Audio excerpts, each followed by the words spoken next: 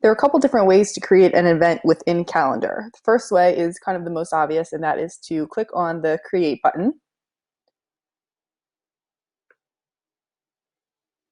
So when you click on that, some couple options will show up.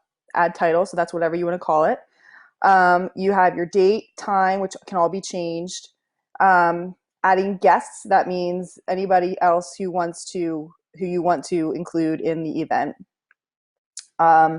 Location or conferencing, we'll talk about that in a different screencast, and then description, whatever you want to add for details. There's also more options you can click on, and a bigger screen opens up. So again, date, time, you can change those. You can have the event repeat on a daily basis, weekly on Fridays, because today's Friday, so it would be just whatever day you choose to have that event on. Add notifications, so you can click a notification by email. You can have another one if you need to.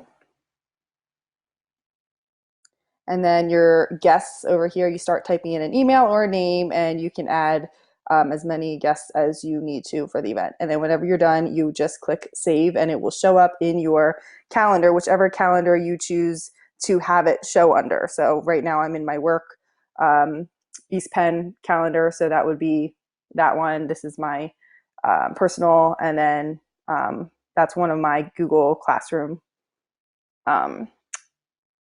calendars. Another way you can add an event is to just click on a date. So whichever date you want to add an event to, you click on it and the little box pops up. And then everything else is the same from there. A shortcut is to just click the C button on your keyboard. Click the C and that pops up.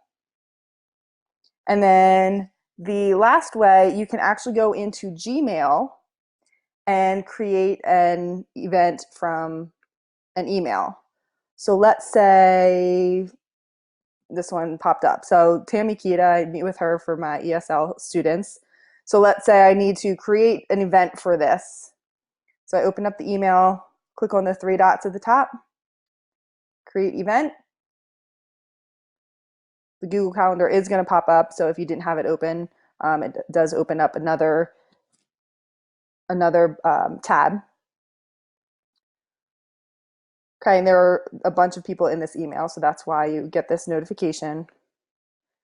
And then just change whatever you need to change, click save, and you have an event from an email. As far as adding guests goes, if you want to, let's get out of here, discard. If you want to add guests, you can add guests right away. So if you want to have a meeting, you can add guests right when you create a new event. Or if you open up an old event, you can also add guests by clicking the edit. And you can click over here. So Heather Moser pops up. So let's see if I click her. Suggested times. So if her calendar was shared with me, I would be able to see Heather's suggested time. So right here, right now, these are some times that her calendar has open. Basically, her calendar allows me to know her free time.